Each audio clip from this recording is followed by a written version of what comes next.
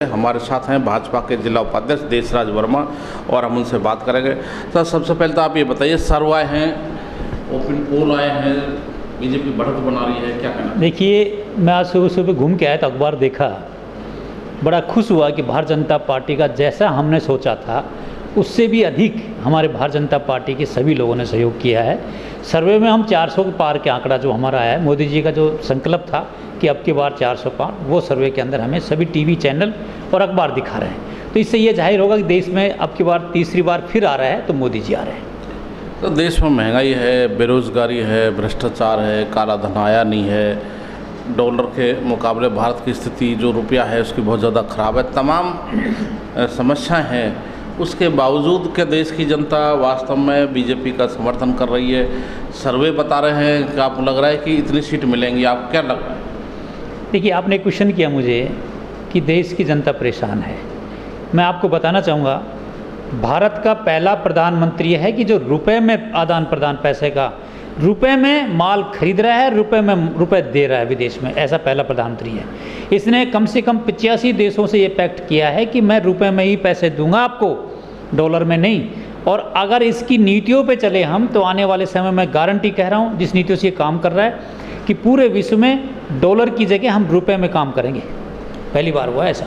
वो ठीक है, लेकिन जो युवा हैं 2 करोड़ साल में रोज़गार देने थे, 10 साल में कम से कम 20 करोड़ लोगों को रोज़गार मिलता, 25 करोड़ लोगों को रोज़गार मिलता, युवाओं को रोज़गार नहीं मिला। आपने उसे रोज़गार देने की बजाय रोज़गार छीनने का काम किया सरकार ने। नोटबंदी आई, कोरोना आया, जीएसटी आई, धंधे खराब ही हुए, काम धंधे खराब ही हुए, रोज़गार बढ़े नहीं। आपको नहीं लगता कि सरकार को इस क्षेत्र में ज़्यादा ध्यान देने की आवश्यकता है?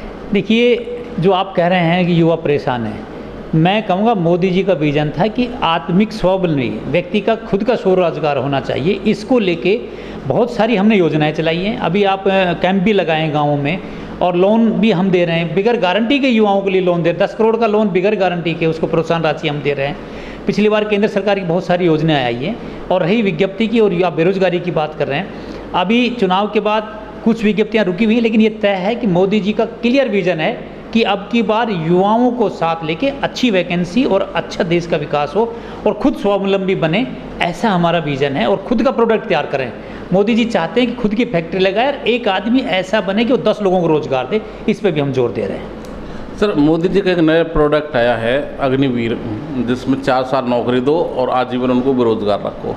ऐसा प्रोडक्ट लेके आए मोदी जी, तो युवाओं की शादी भी नहीं हो रही, शहीद का दर्जा भी नहीं मिल रहा, और सेना में एक प्रॉपर भर्ती होनी चाहिए, वो नहीं हो रही। आपने लगा कि सेना को भी डिस्टर्ब करने का काम मोदी सरकार ने?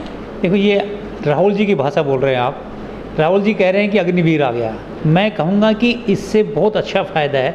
देखिए, सीधा सा वो है कि आप एक साथ 1 लाख अग्निवीर भर्ती कर लिया आपने, तो आपको 4 साल बाद फिर वो 1 लाख मिलेंगे, फिर 4 साल बाद इस तरह से वैकेंसी बढ़ेंगी।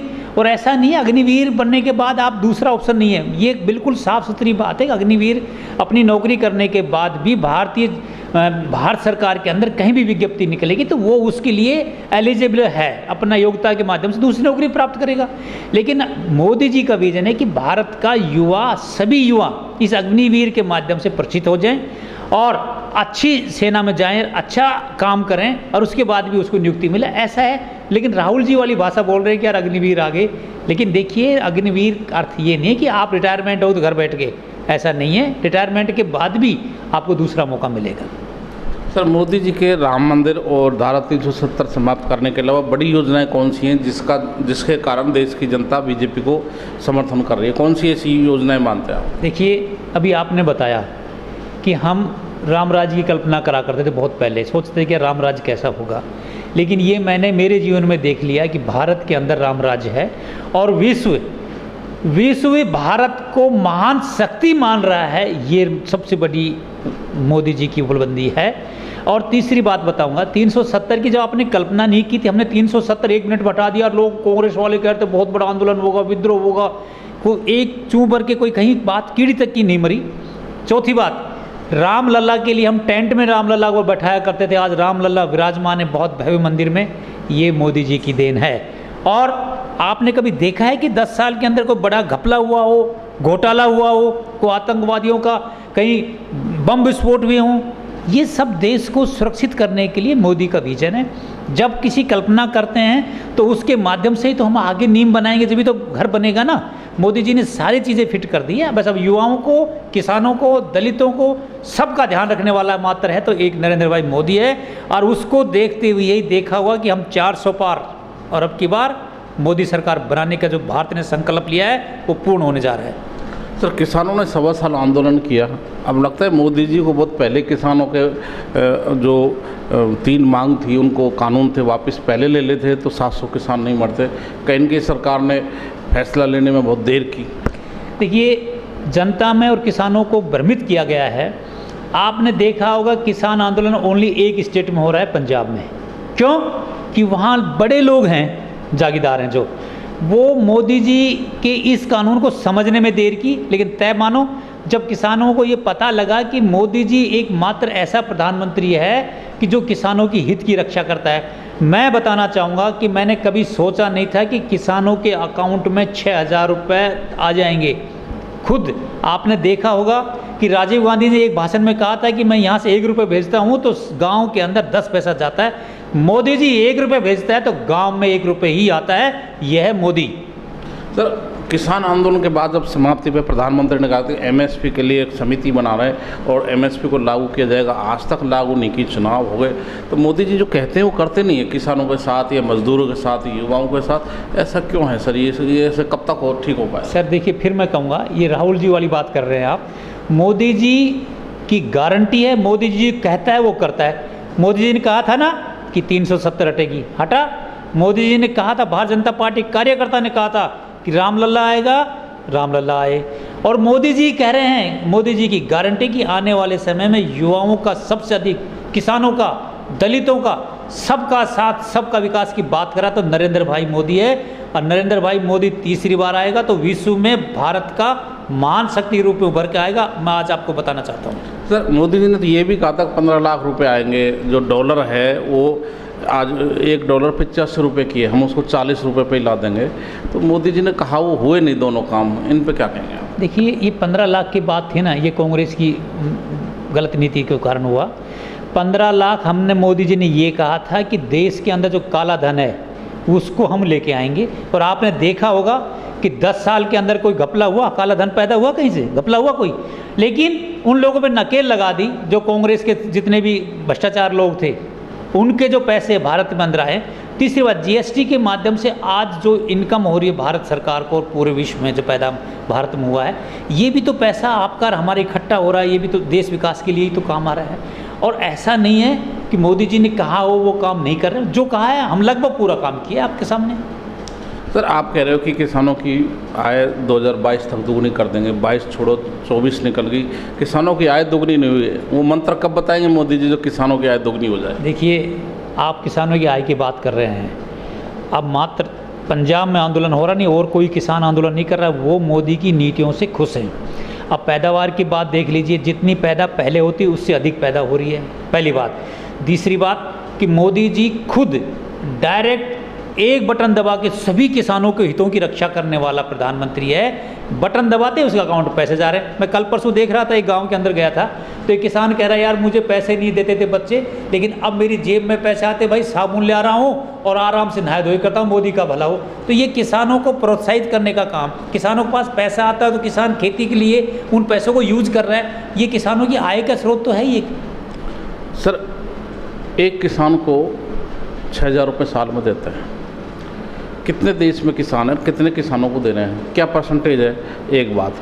दूसरी बात, अगर हम 6,000 को 12 महीने के हिसाब से निकालें तो नहीं सर, साल में 6,000 रुपये में देते हैं, 3 महीने में 2,000 रुपये, 3 महीने में 4 महीने में 2,000 रुपये मिलता है।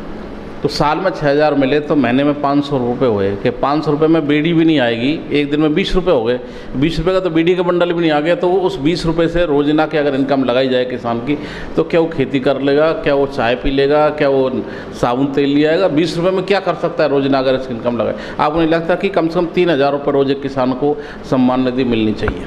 देखिए, सम्मान निधि की आप बात कर रहे हैं, किसान को पहले तो कुछ मिलता ही नहीं था ना। आज एक साल में आप 6,000 रुपये की बात कर रहे हैं, किसान के अकाउंट में कुछ पैसा आया, उसको भी एहसास हुआ मैं यही तो बता रहा था कि एक किसान अपनी बहन बेटियों के लिए भी पैसा जब आता है उस अकाउंट से निकाल कर दे देता है, अब बेटे बहू उस खेती बाड़ी में सहयोग कर लेते हैं, पैदा भी हुई है। तो ये विकास और किसानों की सहयोग निधि के माध्यम से यही तो है, हम सहयोग कर रहे हैं, वो आगे बढ़ रहे हैं। सर एक दिन में 20 रुपये दे रहे हो तो सम्मान दे रहे हो, अपमान कर रहे हो। नहीं, आप एक दिन में 100 रुपये तो किसान को दीजिएगा। देखिए ये मोदी जी का तीसरी बार जब मोदी जी की सरकार बनेगी तो इस पर विचाराधीन मुद्दा रहेगा, इसमें कोई शक नहीं है। किसानों का हित की रक्षा करेंगे और किसानों की नहीं, हम तो ये चाहते हैं हर व्यक्ति का विकास हो, हर व्यक्ति की शिक्षा की दृष्टि से भी हो और हर व्यक्ति का, हम सबका साथ सबके विकास की बात करेंगे, ये हमारा विजन है।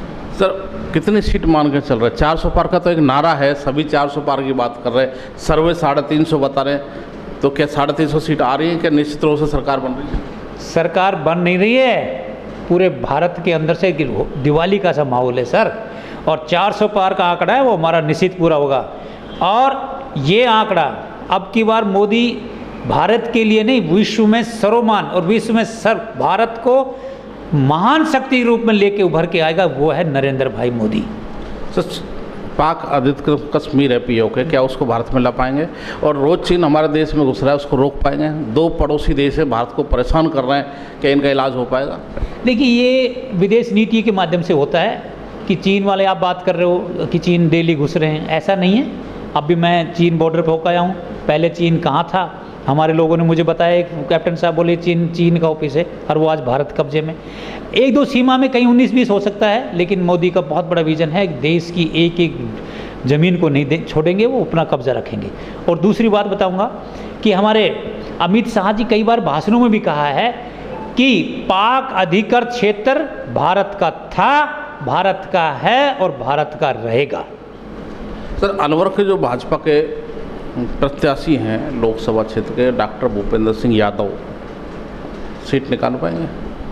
भूपेंद्र सिंह यादव 2.5 से 3 लाख जीत रहा है, और ये अलवर के लिए और हमारे लिए, भारतीय जनता पार्टी के सभी कार्यकर्ताओं के लिए बड़ी सौभाग्य की बात है कि एक बहुत अच्छा समझदार भारतीय जनता पार्टी की रीति नीतियों के माध्यम से जो तैयार किया गया था, उस विजन को लेके आया है हमारा भूपेंद्र यादव। और भूपेंद्र यादव मोदी जी के 9 रत्नों में से एक रत्न है, और ये जीतने के साथ आज मैं आपको आश्वस्त करना चाहता हूँ पत्रकार महोदय कि जो 20 साल में हुआ उससे डबल अब की बार काम कराएगा तो भूपेंद्र यादव काम कराएगा। क्यों?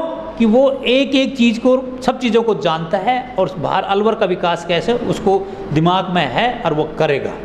सर अलवर को एनसीआर के फायदे मिलने के बजाय नुकसान ज़्यादा मिल रहा है। जनता चाहती है कि एनसीआर को अलवर से बाहर किया जाए। अलवर में रेलवे का विकास, जो स्पीड और कई तरह की रेलवे हैं, मेट्रो ट्रेन है, सारी आनी है, वो नहीं हुआ। इसके अलावा अलवर की जनता सबसे ज़्यादा चाहती है तो पूर्वी नहर परियोजना है, उसका पानी चाहती है, ERCP का। 3 बड़े काम हैं। इसके अलावा इंडस्ट्री का विकास है, पर्यावरण की समस्या है, प्रदूषण की समस्या है और तमाम समस्याएं। क्या ये सारी समस्याएं समाधान हो पाएगा? मैं 2-3 बात बताना चाहूँगा पत्रकार महोदय। आपने एक्सप्रेस वे देखा होगा अभी, ये क्या पहले कांग्रेस शासन ने बनाया था क्या? आज 2 घंटे में दिल्ली पहुँच रहे हो आप। दूसरी बात बताना चाहूँगा कि अलवर स्टेशन पर जाइए, एक गाड़ी जा रही है, एक आ रही है, और सुविधा के माध्यम से मैं अभी खुद दिनों पहले गंगटोक होकर आया हूँ कि बाकायदा हमने एक डब्बे पर नंबर लिख रखे हैं कि कहीं गंदगी या कोई असुविधा हो तो आप इस नंबर पर फ़ोन करो, तुरंत आएगा। मैंने वो टच किया, उस नंबर पर फ़ोन किया तो 5 मिनट में मेरे पास व्यक्ति आएगा, सर क्या समस्या है, मगर भाई बाथरूम खराब है। तो ये मोदी जी का और मोदी जी के प्रशासन और रेल मंत्रालय ने बड़ा अच्छा विकास किया है कि आज एक एक जो यात्री है उसकी भावनाओं का कदर करके उनकी समस्याओं का समाधान तुरंत प्रभाव से हो रहा है। यही तो एक अच्छा शासन है सर। सर गोलमोल नहीं है, आप तो बताइए कि जो एनसीआर में अलवर शामिल है वो क्या बाहर निकल पाएगा कि नहीं? क्या ERCP का पानी अलवर की जनता को मिलेगा कि नहीं? आपके वन पर्यावरण मंत्री संजय शर्मा शहर में है नहीं, जनता परेशान है, पानी मिल नहीं रहा है, सफाई है नहीं, आवारा पशु से पूरा पशुओं का अतिक्रमण है, समस्या वहीं की वहीं है, कुछ परिवर्तन नज़र नहीं आ रहा है। विकास की दृष्टि से क्या करें? देखिए ये आचार संहिता लग रही है तो आपको हम भी जानते हैं, और आचार संहिता लगने के बाद भी हमारा प्रशासन और हमारे पार्षद और हमारे माननीय विधायक जी अभी कुछ दिनों पहले बीमार हो गए थे। बीमार होने के बाद भी बेचारा फ़ोन से और सब जगह उन सब व्यवस्थाओं को जायज़ा लेकर काम समस्याओं का समाधान करने के लिए तत्पर रहता है। ऐसा नहीं है, अभी 4 दिन पहले भी वो सबकी समस्याएं पार्टी कार्यालय पे सुनी उन्होंने। जब भी उसको मौका लगता है सबके साथ रहता है। ऐसा सज्जन और सुशील विधायक कहीं नहीं मिलेगा आपको। और रही ERCP की बात, मैं फिर बताना चाहूँगा कि जब हमारा भजन लाल जी, मतलब हमारा भजन लाल आपका भजन लाल जी, जब प्रदेश में भारतीय जनता पार्टी की सरकार बनी तो पहला सबसे महत्वपूर्ण मुद्दा था ERCP का, जिसका कि इस दोनों राज्यों का, केंद्र और राजस्थान का समझौता हुआ और ERCP पे बहुत बड़ा काम चल रहा है। आने वाले 2 साल में मैं कहता हूँ कि पानी की समस्या अलवर की नहीं, पूरे राजस्थान की समस्या का समाधान होगा, ऐसा मेरा मानना है। तो ये थे देशराज वर्मा, भाजपा के जिला उपाध्यक्ष। इनका कहना है कि केंद्र और राज्य सरकार मिलकर आने वाले समय में अलवर और राजस्थान की तमाम समस्याओं का समाधान करेंगे। अब देखना ये है कि देशराज वर्मा के दावे और वादे कब तक और कैसे पूरे होंगे, ये समय ही बताएगा। मैं पुष्पेंद्र कुमार, कैमरा पर्सन ही सचिन मेहंदेता के साथ ATL न्यूज़ अलवर।